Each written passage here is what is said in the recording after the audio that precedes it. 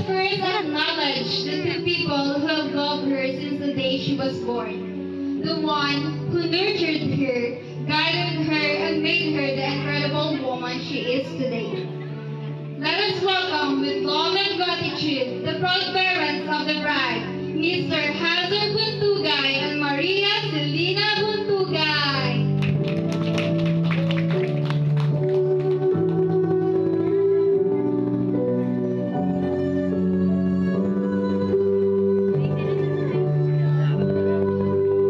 Now, get ready for the sprinkle of beauty and innocence as we welcome our lovely flower girls.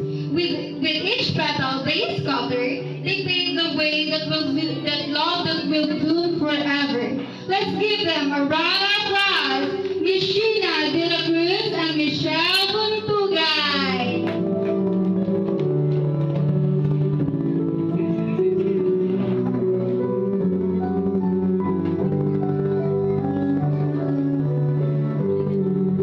And now, ladies and gentlemen, please rise and prepare to witness the most breathtaking moment of the day.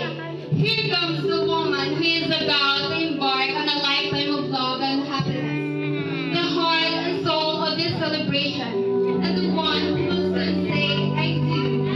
With beauty and grace and love in her heart, let us welcome our beautiful and radiant bride, Hazel May Buntugay. Let's give her a